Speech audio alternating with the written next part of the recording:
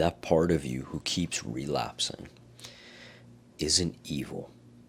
That part of you is just hurt. And unless you heal him, then he's going to keep holding you back. If you don't know me, my name is Krishna. I'm someone who quit his porn addiction after many years of struggling with it. And I'm someone who's teaching the lessons that I personally learned along the way. And I make these videos so that you can quit too, and you don't have to suffer as much as I did. When the world got shut down in 2020 because of COVID, basically nobody left the house, right? You can remember this. Remember back in 2020, 2021, nobody left their house for obvious reasons.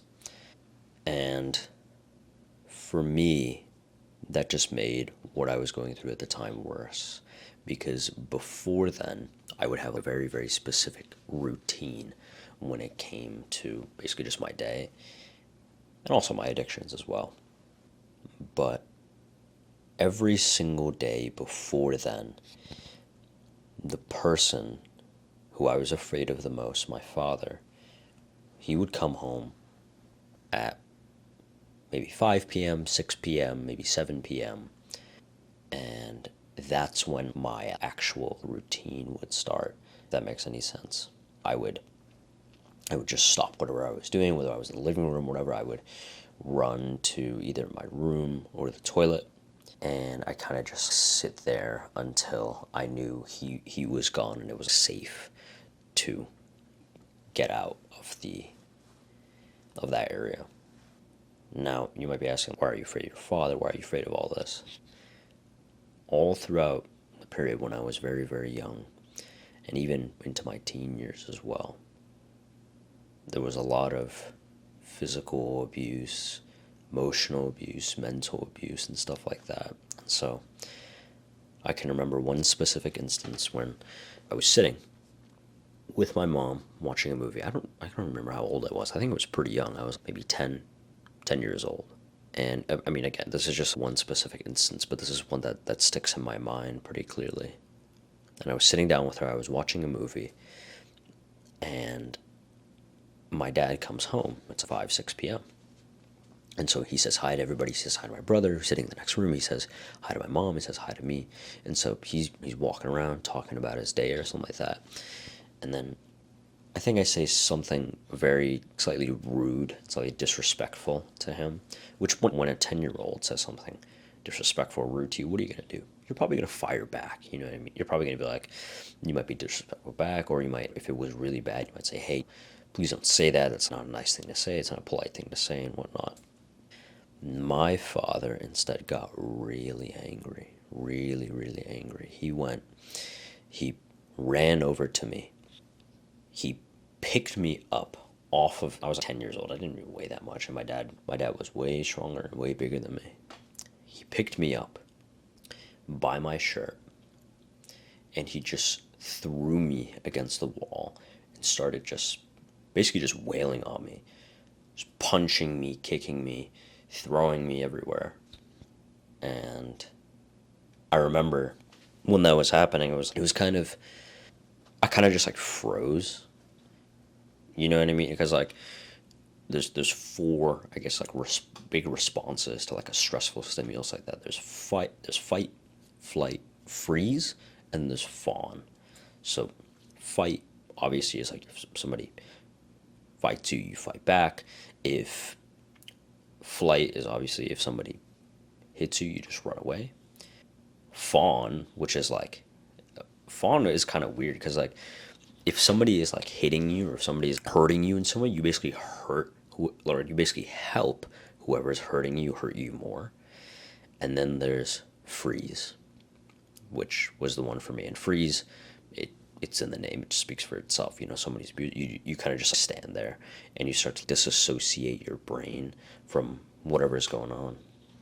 And that was just one instance I can remember that just sticks in my mind pretty clearly. Obviously, there were several instances of things like this: mental, emotional, physical abuse, and that got especially, I guess, amplified or specified when my dad was at home, when he was working from home, because COVID happened.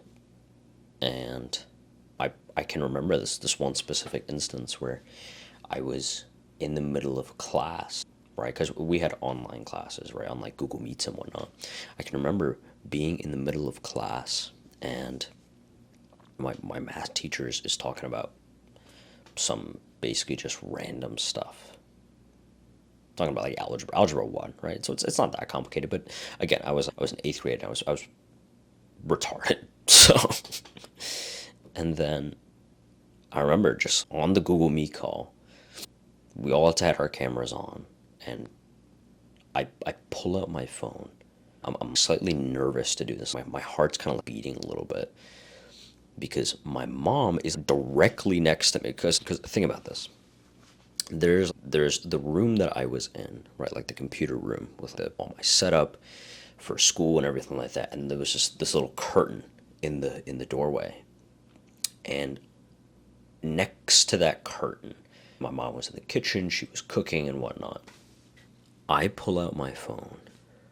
I immediately go on Pornhub and start jacking off. Literally, like in the middle of this freaking Google Meet call, when your freaking mother is right next to you cooking something, right in the kitchen. And there were several instances. I remember even this when I also used to be a chronic gamer as well. Obviously, I couldn't play games throughout the day. My dad would get he would get really angry at that, really angry. He'd see me playing games. He'd start throwing shit. He started hitting me. He started throwing, God knows what, just across the room, just anger. And I could only play basically at 12 a.m. because that was the time that he would go to bed, and that was the time. And then he had to wake up the next day and work, obviously. And so I would stay up until 11, 12, 1 a.m. just playing these games. All of that was just a way to escape the reality, a way to escape that physical violence, the way to escape that mental abuse, emotional abuse, and everything like that. And so the main points that I just want to go over from that is there's a younger version of you who's within you who's still hurting. And he shows up in moments where you might feel unloved, where you might feel ashamed, and when you might feel alone as well, right? Because even after even after that, the abuse died down and he wasn't hitting me anymore, obviously, I was still addicted to it, right? I was still watching it multiple times a day. I was still jacking off multiple times a day. Why? Because even though that environment obviously amplified my desire for porn, right? Obviously, it amplified my desire. The effects of the abuse and the learned, I guess, sort of helplessness, the learned patterns that you learn from being in that environment, it still sticks with you. It doesn't just go away, right? And so when you might feel some moments of shame, for example, you might feel shame for who you are. You might feel like, oh, I suck. I'm such a loser. I don't deserve to be loved and stuff like that. It's like you might not exactly think those kinds of thoughts, but those kinds of thoughts are very, very subtle because they are influenced by what you went through when you were younger, right? And relapse isn't always just about desire. It isn't always just about the desire to watch porn. Obviously, that's a big part of it as well. It's a form of coping, right? It's a form of self-protection because porn gives you a way to numb the pain that you haven't learned how to sit with. You haven't learned how to sit with that pain of feeling shamed, of feeling unloved, of feeling you're not good enough, right? We haven't been taught to sit with that and to deal with it. Instead, we find ways to cope with it. And so you might hate every time you relapse. You might hate the fact that every time you relapse, you might be like, why did I do this? I suck. I shouldn't do this ever again. At least that's what I felt, right? Every time I relapse, I'd be like, this is the last time I'm going to do this. I can't be doing this anymore. And this sucks. Why did I do this? Basically just like contemplating my life choices, right? Like post-nut clarity. that part of you that keeps relapsing, it's not like you might think, you might be saying, okay, wait, what are you saying? I keep relapsing? That's not a bad thing? No, that's not exactly what I'm saying. I'm saying that like the part of you that wants to relapse, right? Because he comes out in moments that you want to watch porn. He comes out in moments that you want to feel love, that you want connection. Because that's what porn offers. But the connection and the love that porn offers is artificial, it's synthetic, right? It's not exactly real. That part of you that keeps relapsing, he just wants to be understood. That's it. He just wants to be understood. He wants to be able to have somebody look at him and be like, hey, you're worthy of love. It's like you're worthy of a basic human need, as weird as that might sound. And so I think that when you meet your pain with compassion, right? Not judgment, not harshness, but compassion for it. For me, once I started doing that, the addiction started to lose power. And so I would always get to day 3, day 4, and then I would relapse again. But after I started doing this, after I started being more loving towards myself, being more compassionate towards myself, especially that unhealed part of me, I was getting to weeks without watching it. From 3 days to multiple weeks. And so next time you get an urge, I want you to just pause. I want you to just ask yourself, what part of me is hurting right now, right? And I want you to just speak to yourself kindly. It's like when you get the urge to watch porn, when you get the urge because you might feel lonely, you might feel depressed, you want to escape whatever it is that you're trying to escape from. And just speak to yourself kindly and just reconnect with that part instead of reject it, right? Everybody tells you to reject that part of you that keeps relapsing. You need to stop this, it's bad, it's whatever. For me, it was just, I just looked at it as part of the process, right? It's just part of the process of healing. It's just part of the process of quitting this addiction, right?